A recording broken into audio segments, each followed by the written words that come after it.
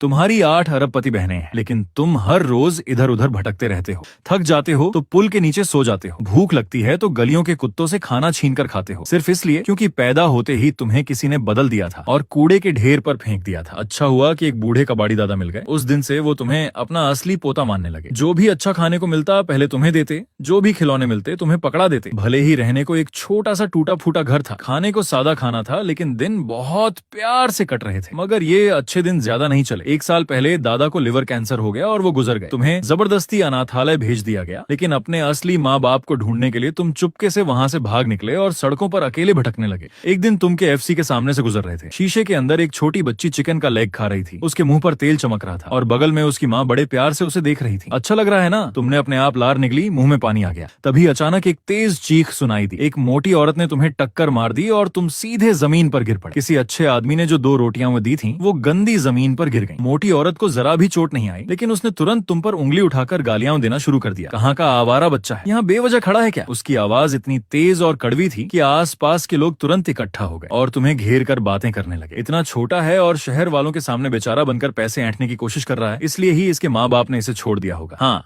ऐसे बच्चे बहुत चिढ़ दिलाते हैं। तुमने नाक सिकोड़ी भीड़ को देखा, थोड़ा दुखी होकर, फिर अपने से कई गुना बड़ी उस मोटी औरत की तरफ देखा और चुपचाप झुककर जमीन पर गिरी रोटियां उठाई और तेजी से वहां से भाग गए। जल्दी ही भागते भागते तुम अपने ठिकाने पुल के नीचे पहुंच गए। दिल में बेबसी और दुख भरा था। मैं किसी का नहीं हूँ, किसी को मुझसे कोई मतलब नहीं, सबके अपने माँ बाप हैं, लेकिन मेरे माँ बाप ने मुझे छोड़ दिया। मुझे कोई पूछने वाला नहीं है, किसी को फर्क नहीं पड़ता कि मुझे कितना दुख होता है, सब मुझे ही तंग करते हैं। तुमने अपने शरीर को सिकोड़कर गेंद की तरह कर लिया, बुरी तरह कांप रहे थे, जोर से रोने की भी हिम्मत नहीं थी। काफी देर बाद तुम उस टूटे दिल के दुख से थोड़ा संभले, लेकिन अगले ही पल चौंक गए। दिल में डर बैठ गया। मेरी प्यारी जेड की पेंडेंट कहाँ है? तुमने घबराकर अपनी छाती टटोली, लेकिन वहाँ कुछ नहीं था। दादा ने कई बार समझाया था कि ये जेड पेंडेंट तुम्हारे माँ बाप ने तुम्हारे लिए छोड़ी है। अगर एक दिन वो इसे देखेंगे तो तुरंत तुम्हें पहचान लेंगे, लेकिन अब पेंडेंट खो गई थी। शायद अब तुम उन्हें कभी नहीं ढूंढ पाओगे। ये सोचकर तुम अपने आप को रोक नहीं पाए और जोर जोर से रोने लगे। आंसू जैसे बांध टूटने पर बह निकले। आखिरकार थक कर तुम बेहोश हो गए और गहरी नींद में चले गए। तुम बिल्कुल नहीं जानते थे कि उसी वक्त तुम्हारी इस जेड पेंडेंट की वजह से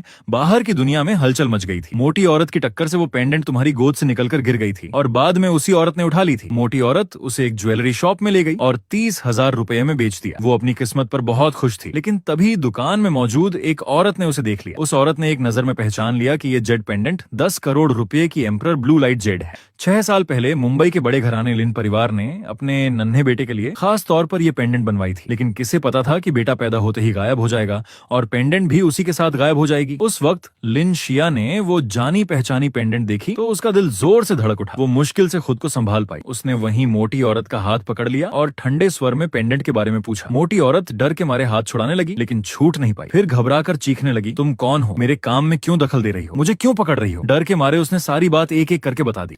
अपने भाई की उस समय की हालत सुनकर लिन शिया का चेहरा और भी सख्त हो गया। उसने तुरंत अपने गार्ड से ठंडे स्वर में कहा कि इस मोटी औरत को इस शहर से हमेशा के लिए गायब कर दो। मोटी औरत घबराकर घुटनों के बल गिर पड़ी, सिर जमीन पर पटकते हुए रो रो कर माफी मांगने लगी, लेकिन सब बेकार था। 2 गार्ड बिना किसी भाव के उसे एक तरफ से दूसरी तरफ पकड़कर मरे हुए कुत्ते की तरह घसीटते हुए बाहर ले गए। फिर लिन शिया ने तुरंत आदेश दिया कि लिन ग्रुप के सभी लोग पूरी ताकत से लग जाएं। शहर के उत्तरी इलाके में 6 साल के आसपास के बच्चे की तुरंत तलाश की जाए। पुलिस के साथ मिलकर पूरे शहर के सभी CCTV फुटेज निकाले जाएं। थोड़ी ही देर में गलियों और छोटी बड़ी कॉलोनियों में हर जगह बच्चे को ढूंढते लोग दिखाई देने लगे।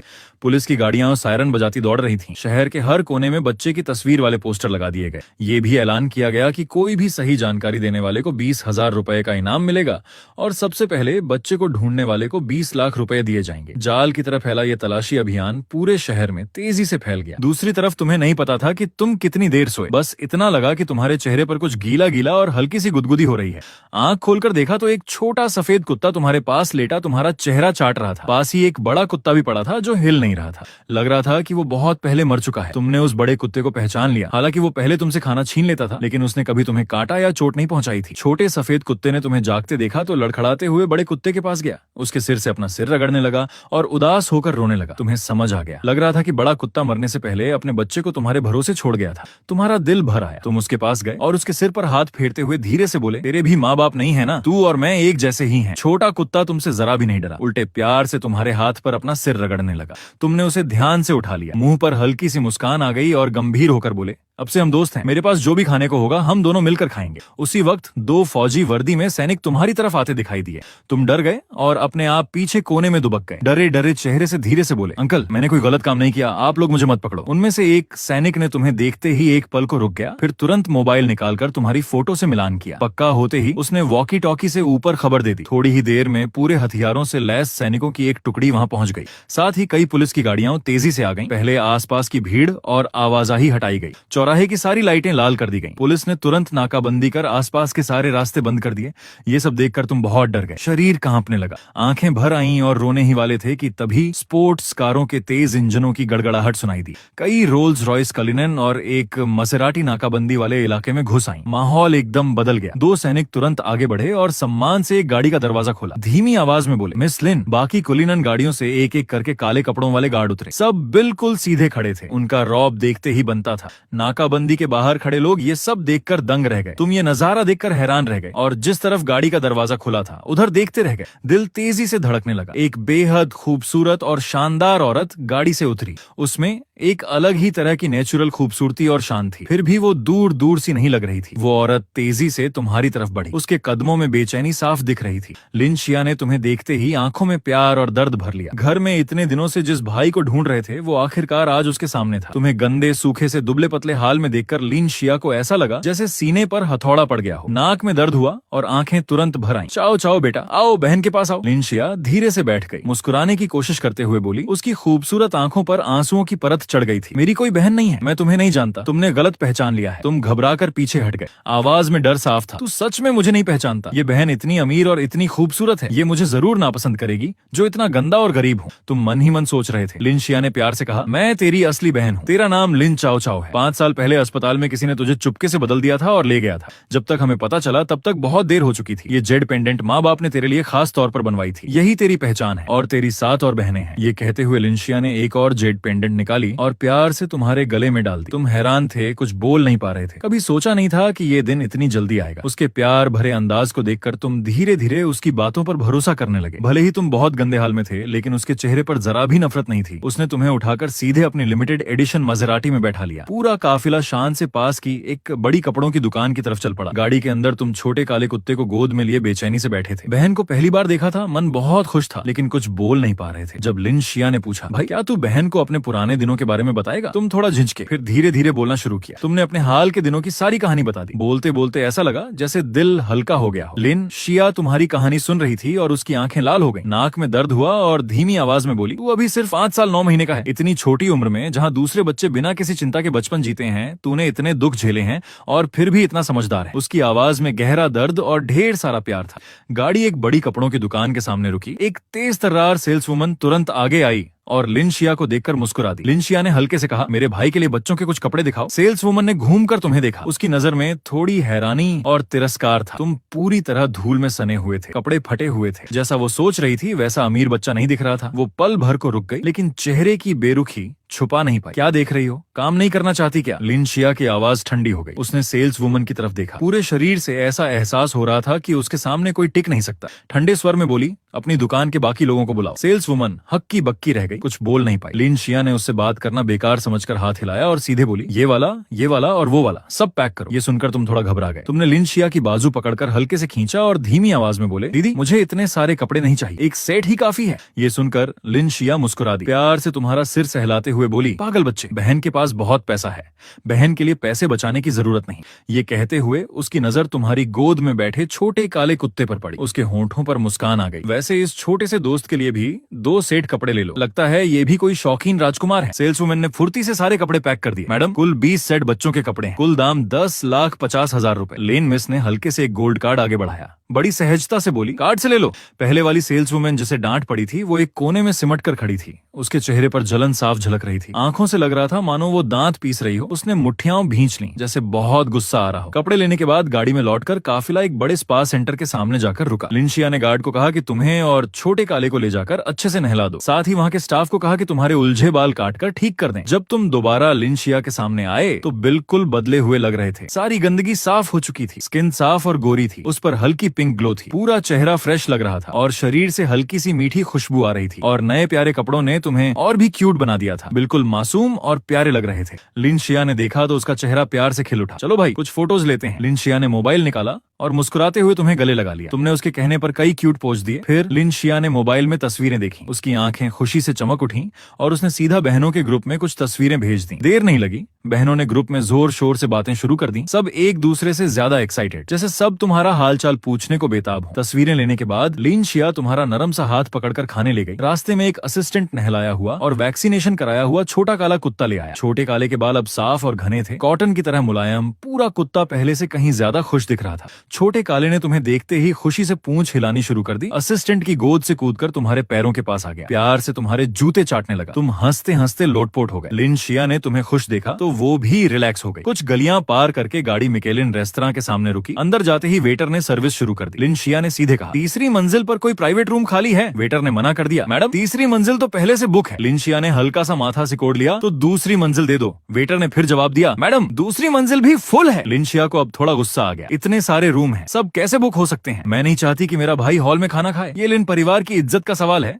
अपने मैनेजर को बुलाओ, मेरा सब्र खत्म हो रहा है। उसकी आवाज में साफ गुस्सा था। ये देखते ही कि ये महिला कोई आम इंसान नहीं है, एक वेटर तुरंत मैनेजर को बुला लाया। थोड़ी देर में एक मोटा सा ओनैली चेहरे वाला मिडिल एज आदमी आया और बोला, बहुत बड़ी गलती हो गई। लिन मैडम यहाँ कैसे? उसने वेटर से पूरी बात पूछी, फिर टेबल पर हाथ पटकते हुए बोला, बदतमीज, हमारे वीआईपी मेहमान से ऐसा बर्ताव? नौकरी नहीं चाहिए तो साफ बता दे, जल्दी से एक रूम खाली कराओ। वेटर ने तुरंत माफी मांगी और तुम लोगों को वीआईपी रूम में ले गया। लेकिन जैसे ही तुम लोग खाना ऑर्डर करने लगे, रूम का दरवाजा खुला और कुछ लोग अंदर घुस आए। यहाँ लोग कैसे हैं? पूरा रूम तो बुक था ना? कुछ मिडिल एज औरत मर्द नाराज चेहरों के साथ बोले, ये क्या चल रहा है? आज मैंने पूरा रेस्तरां बुक किया था, यहाँ किसने खाने की परमिशन दी? तुम डर गए, अनजाने में पीछे हटना चाहा, लेकिन लिनशिया ने तुम्हें गले लगा लिया और धीरे से कहा, डरो मत। फिर लिनशिया ने बिना सिर उठाए ठंडे लहजे में कहा, ये वीआईपी रूम है, ये कभी बुकिंग में नहीं आता, तुमसे इसका कोई लेना देना नहीं है। मिडिल एज आदमी गुस्से में बोला, मैं ली ग्रुप का डायरेक्टर ली फीजी हूँ, मुझे नाराज करने के नतीजे तुम झेल नहीं पाओगे। मैं अभी बहस नहीं करना चाहता, तुरंत यहाँ से निकल जाओ। उसकी आवाज में ऐसा दबाव था जिसे नजरअंदाज नहीं किया जा सकता था। तुम डर गए। बहन का हाथ और जोर से पकड़ लिया। लिनशिया ने तुम्हारी पीठ थपथपाते हुए कहा, डरो मत। फिर उसने ऊपर देखकर ली फीजी से ठंडे स्वर में कहा, ली ग्रुप इतना बड़ा हो गया है कि शंघाई में अकेले राज करने लगा है। जैसे ही ली फीजी ने सामने वाले का चेहरा देखा, उसकी सांस अटक गई। ये यहाँ कैसे आ गई? उसी वक्त लिनशिया ने ली फीजी को देखा और ठंडी हंसी हंसी। उसका लहजा बिल्कुल साफ और ठंडा था। तू चेन लैंग का आदमी है? ली फीजी तुरंत झुक गया और बड़े चापलूस अंदाज में मुस्कुराते हुए बोला, लिन जी मुझे माफ कर दीजिए, मैं अभी बहुत जल्दी में था। आप मेरे जैसे छोटे आदमी की बात पर ध्यान मत दीजिए। उसका रवैया एकदम 180 डिग्री बदल गया था। अब वो पहले जैसा अकड़ू नहीं था। उसे लग रहा था कि अब वहीं अपने मुंह पर 2 थप्पड़ मार ले। वो बार बार सॉरी बोल रहा था। सॉरी सॉरी लिन जी, मैं अभी अपने लोगों को लेकर चला जाता हूँ, आपके मूड में डिस्टर्ब नहीं करूंगा। इस खाने का बिल मैं दे दूंगा, आप आराम से खाना खाइए। लिनशिया ने ठंडे स्वर में सिर्फ 2 शब्द कहे, जरूरत नहीं। जैसे ही ली फीजी चुपके से रूम से बाहर निकलने को हुआ, तुम अचानक थोड़ा डरकर सिर उठाकर बोले, अंकल आपकी किडनी में थोड़ी प्रॉब्लम है, टाइम मिले तो हॉस्पिटल जाकर चेक करा लीजिए। ये नॉर्मल सी बात सुनकर ली फीजी को हंसी भी आई और रोना भी, लेकिन लिन शिया के सामने वो कुछ भी बोल नहीं सकता था। बस मुंह बनाकर शर्मिंदा सी मुस्कान के साथ बोला, छोटे मालिक ठीक कह रहे हैं, मैं अभी हॉस्पिटल जाकर चेक कराता हूँ। ये कहते ही वो तुरंत रूम से बाहर निकल गया। ये सब देखकर लिन शिया की नजरें थोड़ी अजीब हो गईं। उसने तुम्हें ध्यान से देखा। चेहरे पर कुछ अटपटा सा एक्सप्रेशन था, लेकिन उसने कुछ पूछा नहीं। असल में तुम्हारे अंदर एक राज छिपा था। कुछ समय पहले तुमने एक अजीब सपना देखा था। उस सपने में एक बूढ़े फकीर ने तुम्हें अपना शागिर्द बना लिया था। उसने तुम्हें जादू, इलाज और दवा बनाने की कला सिखाई थी। अभी तुमने उसी इलाज की विद्या से ली फीजी की कमजोरी पकड़ ली थी, इसलिए उसे सही सलाह दे दी। तुमने उसके किडनी वाले हिस्से में एनर्जी के जमाव से अंदाजा लगाया कि उसके किडनी में शायद कैंसर हो गया है। अगर उसने जल्दी ट्रीटमेंट नहीं कराया तो जान पर बनाएगी। वो इस बात को सीरियस लेता है या नहीं, ये उसकी किस्मत पर डिपेंड करता है। ली फीजी के जाने के बाद तुम फिर से खाने पर टूट पड़े। जल्दी ही पेट भर गया, लेकिन तुम्हारी तुम्हारी नजरें अब भी टेबल पर रखे खाने पर टिकी थीं। थोड़ा झिझकते हुए पूछा, दीदी ये सारे अच्छे खाने के आइटम्स मैं पैक करके घर ले जा सकता हूँ? लिनशिया ने ये सुना तो उसके दिमाग में तुम्हारे पुराने बुरे दिनों की तस्वीर घूम गई। उसका दिल भर आया। उसने प्यार से कहा, बिल्कुल ले जा सकता है। दीदी की बात सुनकर तुम रिलैक्स हो गए और खुशी से मुस्कुरा दिए। रेस्तरां से निकलने के बाद लिनशिया खुद गाड़ी चलाकर तुम्हें घर ले गई। करीब 20 मिनट बाद गाड़ी एक बहुत बड़ी और शानदार हवेली में घुसी। लिनशिया ने मुस्कुराते हुए तुम्हारा हाथ थामा और धीरे से बोली, भाई यही हमारा घर है। तुम हैरान रह गए, मुंह खुला का खुला रह गया, आंखों पर यकीन नहीं हो रहा था। लिनशिया फिर झुकी और प्यार से तुम्हारा चेहरा थामते हुए नरम लहजे में बोली, भाई दीदी को अब काम पर जाना है, तू घर पर अच्छे से रहना। मैं वांग माँ को तेरे साथ रहने को कहूंगी। कोई बात हो तो वांग माँ से कह देना। तुमने छोटे काले कुत्ते को गोद में कसकर पकड़ लिया। बड़े क्यूरियस होकर बंगले में इधर उधर देखते हुए घूम रहे थे। इस नए घर को समझने की कोशिश कर रहे थे। वांग माँ प्यार से तुम्हारे पीछे पीछे चल रही थी। बड़े चाव से घर के बारे में बता रही थी। आखिरकार वो तुम्हें तुम्हारे कमरे में ले गई। कमरे में तरह तरह के खिलौने रखे थे, हर तरह के, जैसे बच्चों का ड्रीम पैलेस हो। बहुत बढ़िया कमरा है। छोटे मालिक को पसंद आया? कुछ चाहिए हो तो सीधे वांग माँ से कह देना। तुमने मासूमियत से जवाब दिया, थैंक यू वांग माँ, मुझे बहुत पसंद आया। वांग माँ ने मुस्कुराकर सिर हिलाया और प्यार से समझाया, छोटे मालिक आराम करें, अगर कुछ चाहिए तो बेड के पास वाला बटन दबा देना, वांग माँ तुरंत आ जाएगी। इतना कहकर वो कमरे से बाहर निकलने लगी। तभी तुम अचानक बोले, वांग माँ मेरे मम्मी पापा कहाँ हैं? वो कहाँ गए? ये सुनते ही वांग माँ के कदम रुक गए। चेहरे पर थोड़ी हिचकिचाहट दिखी। घर के मालिक और मालकिन अभी शहर के साउथ एरिया में कुछ काम निपटा रहे हैं, अभी वापस नहीं आ सकते। तुम थोड़ा उदास हो गए। वांग माँ ने ये देखा तो उसे तुम पर तरस आ गया। वो झुककर तुम्हें समझाने लगी, छोटे मालिक उदास मत होइए, आपके घर लौटने की खुशखबरी मालिक और मालकिन को दे दी गई है, वो जल्द ही वापस आ जाएंगे। तुमने चुपचाप सिर हिला दिया। वांग माँ के जाने के बाद तुम सॉफ्ट बेड पर लेट गए। अच्छी नींद सोने की सोच ही रहे थे कि अचानक दिमाग में किसी के बुलाने की आवाज सुनाई दी। तुमने जल्दी से पालथी मारकर ध्यान लगाया। मन ही मन में दादा की जानी पहचानी आवाज सुनाई दी, प्यारे चेले, मुझे कुछ जरूरी काम निपटाना है, कुछ दिनों के लिए जाना होगा, ये तेरे लिए मेरी तरफ से गिफ्ट है, इन्हें लेकर मेहनत से साधना करना, अगली बार मिलें तो मुझे निराश मत करना। आवाज खत्म हुई और दिमाग शांत हो गया। सामने तैरते हुए 6 लाइट बॉल्स थे और एक 9 लेयर वाली सील्ड अंगूठी थी। ये सब दादा के दिए हुए थे। बुरी बात ये थी कि ये सील ताकत के साथ ही खुलती थी। अभी तुम्हारी साधना कम थी, इसलिए अंगूठी की सिर्फ पहली लेयर ही खुल पाई। उसमें 3 पुरानी किताबें रखी थीं, एक वैद्यराज रहस्य, एक आकाशीय नीति शास्त्र और एक साधना का मार्ग। तुमने आंखें बंद करके ध्यान लगाया। अपनी कमाल की समझ से जल्दी ही बेहतरीन इलाज की विद्या सीख ली। साथ ही मेटल वर्क, म्यूजिक, शतरंज, आर्ट और लेखन भी सीख गए। मगर साधना में तरक्की स्लो थी। प्राणायाम की शुरुआती स्टेज से अगली स्टेज में पहुंचने में ही पूरे 2 हफ्ते लग गए। अच्छा हुआ दादा ने बताया था कि प्राण बढ़ाने वाली दवा खाने से साधना में मदद मिलती है। तुम्हारे दिमाग में उसकी रेसिपी भी थी और अंगूठी में जड़ी बूटियां भी थीं। बस एक दवा पकाने की कड़ाई नहीं थी। इसी सोच में थे कि दरवाजे पर दस्तक हुई। छोटे मालिक, खाना तैयार है, नीचे चलिए। तुमने दरवाजा खोला और चुपचाप वांग माँ के पीछे पीछे खाना खाने चले गए। लिनशिया पहले से ही मेज पर बैठी तुम्हारा इंतजार कर रही थी। अभी अभी कंपनी का काम निपटा कर आई थी। उसके चेहरे पर थोड़ी थकान दिख रही थी, लेकिन तुम्हें देखते ही वो फ्रेश हो गई और तुम्हें अपने पास बैठा लिया। मेज पर तरह तरह के अच्छे अच्छे खाने देखकर तुम्हारा मन ललचा गया। तुमने जल्दी से चॉपस्टिक उठाई और मजे से खाना शुरू कर दिया। लिनशिया प्यार से तुम्हें देख रही थी और बोली,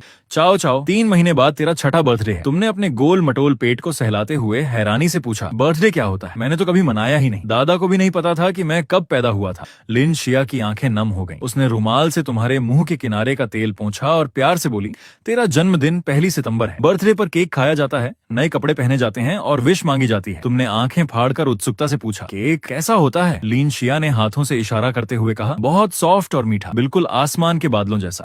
तुम अपने दिमाग में उस स्वाद की कल्पना करने लगे। चेहरे पर बड़ी उत्सुकता दिख रही थी। खाना खाने के बाद तुम सबकी नजरों से बचकर चुपके से किचन में घुस गए। मन में सोचा कि दवा पकाने की कढ़ाई की जगह अभी इलेक्ट्रिक कुकर से काम चला लूंगा। तुमने ठान लिया कि आज रात कुछ ताकत बढ़ाने वाली दवाएं बनाकर ही रहूंगा। कद छोटा था, इसलिए तुमने एक छोटी सी स्टूल लाकर उस पर पैर रखकर काम शुरू किया। अंगूठी से जड़ी बूटियां में निकाली और सीधे कुकर में डाल दी। फिर उसमें थोड़ी सी ऊर्जा डालकर ध्यान से जड़ी बूटियों में हो रहे बदलाव को महसूस करने लगे। करीब 15 मिनट बाद किचन में अचानक जोर का धमाका हुआ। चारों तरफ धुआं ही धुआं हो गया। दरवाजे पर तुरंत हैरान और डरे हुए लोगों की भीड़ लग गई। क्या हुआ? किचन फट गई क्या? लिनशिया अभी अभी नहाकर ढीले कपड़े पहने हुए थी। उसके चेहरे पर चिंता साफ दिख रही थी। उसने सबसे पहले तुम्हें ढूंढा, लेकिन तुम कमरे में नहीं थे। उस वक्त किचन में धुआं भरा हुआ था। सबको धुएं में एक छोटी सी काली परछाई दिखी। पास जाकर देखा तो वो तुम थे। पूरे शरीर पर कालिक लगी हुई थी। तुम मुस्कुराए तो सफेद दांत उस काले धुएं में चमक रहे थे। दीदी, वांग माँ, कुकर फट गया। जले हुए कुकर और तुम्हारी हालत देखकर लिनशिया के होंठ फड़क गए। फिर वो हंस पड़ी। कुकर से क्यों खेल रहे थे? कितना डेंजरस हो सकता था? उसकी आवाज थोड़ी सख्त थी, लेकिन आंखों में तुम्हें चोट लगने का डर और प्यार साफ था। अच्छा हुआ जांच करने पर पता चला कि तुम्हें जरा भी चोट नहीं आई थी, बस मुंह पर कालिख लगी थी। तुमने सिर झुका लिया, बिल्कुल शरारती बच्चे की तरह, और धीमी आवाज में बोले, मैं दीदी के लिए खाना बनाना सीख रहा था। लिनशिया का दिल पिघल गया। उसने वांग माँ से कहा कि तुम्हें ले जाकर अच्छे से नहला दें। नहा धोकर जब तुम अपने कमरे में लौटे तो मन ही मन मुस्कुराए। बच गए। पकड़े जाते जाते बच निकले। फिर चुपके से अंगूठी से अभी अभी बनाई दवा निकाली। सोचा था 10 दवाइयां बनाऊंगा, लेकिन सिर्फ 4 ही बन पाई। तुमने निराश होकर सिर हिलाया, लेकिन तुम नहीं जानते थे कि अगर बाहर की दुनिया के वैद्यों को पता चलता कि 5 साल का एक बच्चा बिना कढ़ाई के पहली बार दवा बनाने की कोशिश करके 4 दवाएं बना ले, तो वो गुस्से से खून थूक देते। तुमने बिना देर किए एक दवा खाई और साधना में बैठ गए। सुबह तक शरीर में थोड़ी ऊर्जा जमा हो गई। इस रफ्तार से 1 हफ्ते में अगली स्टेज में पहुंच जाओगे। मगर दवा खत्म हो गई थी और कुकर भी बेकार हो चुका था। अब असली कढ़ाई ढूंढनी होगी। अगले दिन बड़ी बहन काम में बिजी थी, तो उसने अपनी असिस्टेंट जंग हान को तुम्हें घुमाने ले जाने को कहा और 10 लाख रुपए खर्च करने को दे दिए। छोटे मालिक, आज कहाँ घूमने चलेंगे? जंग हान ने गाड़ी चलाते हुए पूछा। उसकी आंखों में अपनापन था। तुमने थोड़ा सोचकर सीधा जवाब दिया, मुझे दवा पकाने की कढ़ाई चाहिए। ऐसी चीज कहाँ मिलती है? जंग हान एक पल को हैरान रह गई। उसने सोचा, ये तो बस सजावट की चीज होती है, किसी काम की नहीं। मुझे तो बस देखना है। दीदी, मुझे ले चलो ना। तुमने बड़ी मासूमियत से आंखें मटकाते हुए कहा। तुम्हारा ये अंदाज देखकर जंग हान मना नहीं कर पाई और तुम्हें शहर के बाहर एक पुराने मंदिर में ले गए। मंदिर में घुसते ही तुम्हारी नजर एक कोने में रखी कढ़ाई पर पड़ गई। तुम्हारी आंखें चमक उठी। जैसे ही तुम पास गए, मंदिर में ध्यान लगाए बैठे एक बूढ़े पुजारी ने कहा, नन्हे मेहमान, यहाँ आने का मतलब ये तो नहीं कि हमारे मंदिर के इस पुराने बर्तन पर नजर है। तुमने उस पुजारी को देखा और मन ही मन सोचा, ये बूढ़ा खास नहीं लगता, सीधे बेहोश करके कढ़ाई लेकर भाग जाना चाहिए। इसी उधेड़ बुन में थे कि जंग हान पास आकर धीरे से बोली, छोटे मालिक, देख लिया ना, यही है दवा पकाने की कढ़ाई, बस सजावट के लिए है। तुमने चुपचाप सिर हिलाया और अगले ही पल कढ़ाई के पैर से चिपक गए। हान दीदी, क्या हम इसे घर ले जा सकते हैं? मुझे ये बहुत पसंद है। ये देखकर जंग हान भी हैरान रह गई। दूसरे बच्चे रोबोट या गन वाले खिलौने मांगते हैं और हमारे छोटे मालिक को ये पुरानी कढ़ाई पसंद आ गई। उसने जाकर पुजारी से पूछा, महाराज, ये कढ़ाई बेचेंगे? दाम बता दीजिए, हम आपको नुकसान नहीं होने देंगे। बूढ़े पुजारी ने अचानक आंखें खोली और तुम्हें ध्यान से देखने लगा, जैसे तुम्हारे अंदर झांक रहा हो। तुम थोड़ा घबरा गए कि कहीं तुम्हारा राज न खुल जाए। अगले ही पल उसने एक उंगली उठाई, मंदिर के नाम पर कुछ दान दे दो। तुमने उसकी आंखों में चालाकी देख ली। लगा जैसे वो तुम्हें बेवकूफ बनाना चाहता है। तुमने तुरंत कढ़ाई छोड़ दी और मासूम बनकर बोले, दीदी, ये तो बहुत महंगा है, मुझे नहीं चाहिए। ये सुनकर जंग हान बिना कुछ कहे तुम्हें लेकर चल दी।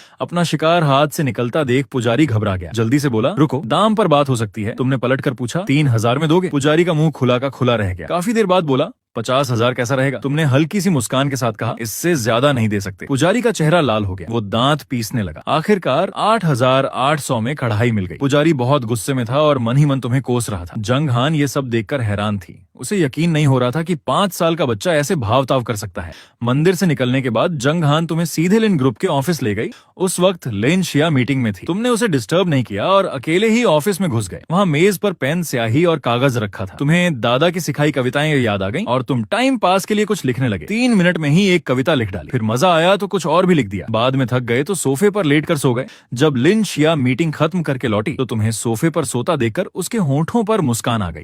वो तुम्हारे गाल दबाने ही वाली थी कि उसकी नजर मेज पर रखे कागजों पर पड़ गई। वो बस देखती ही रह गई। उसने जल्दी से पास जाकर कविता पढ़ी। हरे भरे पत्तों के बीच फूल खिल रहे हैं। उसने कई बार पढ़ा। उसका दिल तेज तेज धड़कने लगा। वो खुद से बुदबुदाई, कमाल है, बिल्कुल मास्टरपीस। लिखावट में गहराई और धार है। किसी उस्ताद का हाथ लगता है। अगर नीलामी में रखी जाए तो बहुत बड़ी रकम मिल सकती है। ये किसने लिखा? फिर उसने तुम्हें धीरे से जगाया और मुस्कुराते हुए पूछा, ये कविताएं किसने लिखी हैं? तुमने आंखें मलते हुए आराम से जवाब दिया, मैंने लिखी हैं। लिन शिया ने तुम्हारी नाक प्यार से दबाई। उसने तारीफ तो कर दी, लेकिन उसे यकीन नहीं हुआ कि ये तुमने लिखा है। उसने सोचा, कल जंग हान से पूछूंगी। ऑफिस से निकलकर वो तुम्हें घर ले आई। अंदर घुसते ही देखा कि वांग माँ उस भारी भरकम कढ़ाई को देखकर परेशान हो रही थी। ये कैसी अजीब सी चीज है, कहीं भी रखो बेकार लगती है। तुम्हें देखते ही वो आगे बढ़ी। लिन शिया को अब जाकर जंग हान से इस बारे में पता चला था। उसने क्यूरियोसिटी से पूछा, चाओ चाओ, तूने ये काले लोहे का टुकड़ा क्यों खरीदा? क्या तू राजा दशरथ के वैद्य की तरह अमृत बनाने वाला है? तुम शर्मिंदा होकर सिर खुजलाने लगे। उलटी सीधी बातें करते हुए बोले, नहीं, मुझे इसका शेप अच्छा लगा, इसलिए टॉय की तरह खरीद लिया। लिन शिया को अटपटा लगा। 5 साल का बच्चा दवा बनाने की कढ़ाई का दीवाना है, ऐसा तो उसने कभी नहीं सुना। उसने समझाने की कोशिश की, चाओ चाओ, सुन, ये चीज बहुत हैवी है और जगह भी बहुत लेती है, रखोगे कहाँ? अगर तू चाहे तो दीदी तुझे उड़ने वाला आयरन मैन दिला देती हूँ। वो कैसा रहेगा? तुमने सिर ऐसे हिलाया जैसे पटाखा फूट रहा हो। नहीं नहीं, मुझे यही कढ़ाई चाहिए। मेरे कमरे में रख दो। तुम्हारी इतनी जिद देखकर लिन शिया के पास कोई ऑप्शन नहीं था। उसने नौकरों से कहकर वो कढ़ाई तुम्हारे कमरे में रखवा दी। असली कढ़ाई देखकर तुम मन ही मन मुस्कुराए। अब दवा बनाने में कोई प्रॉब्लम नहीं होगी। रात के खाने के बाद तुमने कमरे का दरवाजा बंद किया और बेसब्री से काम शुरू कर दिया। असली कढ़ाई का कमाल था। इस बार एक ही बार में 10 प्राणवर्धक दवाएं तैयार हो गईं। गजब की स्पीड थी। कढ़ाई में रखी 10 गोल गोल दवाओं को देखकर तुम खुशी से फूले नहीं समा रहे थे। दादा ने कहा था 100 बार में 7 बार दवा बन जाना बहुत बड़ी टैलेंट है, और तुमने तो पहली बार में ही 10 दवाएं बना ली। ये तो किसी अवतार से कम नहीं। तुमने बिना देर किए एक दवा खाई और ध्यान में बैठ गए। पेट के पास से हल्की सी आवाज आई, जैसे कोई ब्लॉकेज टूट गई हो। तुमने अचानक आंखें खोली, खुशी से झूम उठे। तुम सीधे अगली लेवल में पहुंच गए थे। खुशी को कंट्रोल करते हुए तुमने फिर से आंखें बंद कर ली और अपनी साधना को मजबूत करने लगे, क्योंकि दादा ने सिखाया था कि फाउंडेशन मजबूत ना हो तो सब बेकार है। अगली सुबह वांग माँ ने दरवाजा खटखटाकर तुम्हें जगाया। कमरे में घुसते ही उसे एक अजीब सी स्मेल आई। तुम चौंक कर उठ बैठे और चिल्लाए, वांग माँ आप बाहर जाइए, मैं खुद उठ जाता हूँ। वांग माँ नाक सिकोड़ते हुए बोली, छोटे मालिक तुमने रात को क्या शरारत की? इस शरीर पर कितनी गंदगी जमी है और बदबू भी बहुत आ रही है। तुमने नीचे देखा तो पूरे शरीर पर काली मैल की परत जमी थी। ये सब साधना के दौरान निकला हुआ वेस्ट था। तुम शर्म से लाल हो गए और जल्दी से बोले, अरे कल रात छोटे काले के साथ मछली पकड़ने गया था इसलिए गंदा हो गया, मैं नहा लेता हूँ। इतना कहकर तुम नए कपड़े लेकर बाथरूम में घुस गए। दरवाजे से गुजरते हुए छोटे काले कुत्ते ने हैरानी से तुम्हें देखा और भौंक कर अपनी इनोसेंस दिखाने की कोशिश की। वांग माँ मुस्कुराते हुए बोली, ये बच्चा सच में अजीब है, आधी रात को मछली पकड़ने जाता है, अब से मेन गेट बंद करके रखना होगा। थोड़ी देर में तुम नहा धोकर नीचे आए, सीधे लिन शिया के पास जाकर बैठ गए। बच्चों जैसी आवाज में बोले, दीदी मुझे वो चाहिए। लेकिन लिन शिया ने आज पहले की तरह तुम्हें खाना नहीं खिलाया। तुम हैरान होकर उसकी तरफ देखा तो वो शौक में तुम्हारा चेहरा देख रही थी। पास में वांग माँ भी दंग थी। तुमने अपने गाल पर हाथ फेरते हुए पूछा, दीदी वांग माँ तुम लोग ऐसे क्यों देख रहे हो? मेरे चेहरे पर कुछ लगा है क्या? उस वक्त तुम बड़ी मासूमियत से पानी भरी आंखों से उन्हें देख रहे थे। लीन शिया की आवाज कांप रही थी, हे भगवान चाओ चाओ तू इतना प्यारा कैसे हो गया? इतना कहकर उसने तुम्हें गले लगा लिया और जमकर प्यार करने लगी। क्या हो रहा था? तुम्हारा दिमाग घूम गया, तुम उससे बच भी नहीं पा रहे थे, बस उसके प्यार के हमले झेल रहे थे। तुम नहीं जानते थे कि साधना के अगले स्टेज की ये ताकत है। न सिर्फ तुम्हारा पर्सनालिटी बदल गया था, बल्कि त्वचा इतनी साफ और गोरी हो गई थी कि जैसे पानी टपक रहा हो, और शरीर से एक स्वीट सी खुशबू आ रही थी। लीन शिया तो खुद को रोक ही नहीं पा रही थी। तुम्हें इस कदर चिपटा रही थी कि तुमने नाश्ते में कुछ खाया ही नहीं, बस उसके उस भूखे टाइगर जैसे अंदाज से डर गए थे। इससे भी ज्यादा अजीब बात यह थी कि नाश्ते के बाद वो काम पर नहीं गई, बल्कि तुम्हें लेकर बाहर घूमने निकल पड़ी। सड़क पर एक हाथ में मिल्क टी, दूसरे में चिकन लेग और बगल में ये खूबसूरत बहन। ये जोड़ी देखते ही बनती थी। रास्ते में जितने भी लोग थे सब मुड़ मुड़ कर देख रहे थे। देखो उस खूबसूरत औरत के लंबे पैर, सपने में भी ऐसी गर्लफ्रेंड मिले तो क्या कहने। वाह वो बच्चा कितना प्यारा है, उठाकर घर ले जाऊं और प्यार करूं, मेरा दिल तो बच्चा बन गया, एम्बुलेंस बुलाओ। इतना सारा अटेंशन अपनी तरफ देखकर तुम्हें लगा ये बड़े लोग बहुत डरावने होते हैं। दीदी हम कहाँ जा रहे हैं? तुमने बहन का हाथ खींचते हुए पूछा। लिन शिया ने प्यार से तुम्हारे बाल बिखेरते हुए मुस्कुराकर कहा, तुझे अम्यूजमेंट पार्क ले चलूं झूले झूलने? तुमने साफ मना कर दिया। अम्यूजमेंट पार्क तो 3 साल के बच्चे जाते हैं, मैं तो 5 साल का हूँ, बहुत समझदार हूँ। लिन शिया हैरान रह गई। उसे लगा शायद दुनिया ही पागल हो गई है। उसने कंपनी की सारी मदरस से पूछा था, सबने कहा था कि बच्चों को अमेंसमेंट पार्क ले जाना चाहिए, यही सबसे बेस्ट तरीका है बच्चों को खुश करने का। लेकिन चाओ चाओ तो कुछ और ही निकला। उसने मन ही मन साई ली, अब रास्ता बदलना होगा। वो समझ गई थी कि तुम्हारे साथ टाइम बिताने का ये मौका बहुत प्रेशियस है। एक ज्वेलरी शॉप के पास से गुजरते हुए लिन शिया धीरे धीरे दुकान में रखे गहनों को देख रही थी। तभी पीछे से एक चिकनी सी आवाज आई, अरे वाह क्या खूबसूरत औरत हो, क्या दोस्ती करोगी? लिन शिया ने पलटकर देखा, एक लड़का पीले बालों वाला खड़ा था। खुद को बहुत स्मार्ट समझ रहा था, लेकिन लिन शिया को ऐसे इमेच्योर बच्चों में कोई इंटरेस्ट नहीं था। उसने ठंडे स्वर में कहा, कोई इंटरेस्ट नहीं। वो लड़का हार मानने को तैयार नहीं था और ज्यादा बेशर्मी से पास आ गया। खूबसूरत दीदी, मैंने देखा आप ज्वेलरी देख रही थी। संयोग देखो मैं एकोन यूनिवर्सिटी में जेम्स का स्टूडेंट हूँ, चलिए मैं आपको अच्छा रत्न पहचान कर दूं। लिन शिया उससे बहस करना बेकार समझकर सीधा डांट दिया, तुझे समझ में नहीं आता तो बेहतर होगा कि यहाँ से निकल जा, नहीं तो पछताएगा। उस लड़के का दिल जोर से धड़क गया, लेकिन उसने सोचा ये लड़की बहुत तेज है। उसने लिन शिया की वार्निंग को इग्नोर कर दिया और फिर से परेशान करने लगा। खूबसूरत, चलो मैं तुम्हें जिम शॉप में चलता हूँ, वहाँ स्टोन कटिंग देखने का मजा ही कुछ और है। ये सुनते ही तुम जो पास में ही खड़े थे तुरंत अलर्ट हो गए, पत्थर काटना। अगर अच्छी किस्मत से कोई बढ़िया जीएम मिल गया तो दीदी के लिए आर्मर बना दूंगा। तुमने जल्दी से पूछा, वो जीएम की दुकान कहाँ है? छोकरे ने सोचा तुमने बात पकड़ ली तो उसे मौका मिल गया। उसने एक नकली मुस्कान बनाकर कहा, छोटे भाई राजा मार्केट की 7वीं मंजिल पर है, चलो भैया तुम्हें ले चलता हूँ। लेकिन तुमने उसे नफरत से देखा और कहा, जरूरत नहीं, मैं और दीदी खुद चले जाएंगे, तू किसी और को परेशान कर, तू मेरी दीदी के लायक नहीं है। छोकरे के चेहरे की मुस्कान जम गई। लिन लुशिया ने तुम्हारे सिर पर प्यार से हाथ फेरा, मन ही मन तुम्हारी तारीफ कर रही थी। शाबाश। फिर वो तुम्हारा हाथ पकड़कर सीधे जिम की दुकान की तरफ चल दी। आसपास के लोग उस छोकरे को बंदर की तरह देख रहे थे, जिससे वो बहुत शर्मिंदा हुआ और तुम लोगों की पीठ देखकर दांत पीसने लगा। बेशर्म औरत, इतना कहने पर भी नहीं मानी। अब जिम की दुकान पर जाने की हिम्मत है तो देख लेना। इतना कहकर उसने फोन निकाला और किसी नंबर पर घूरते हुए कॉल कर दिया।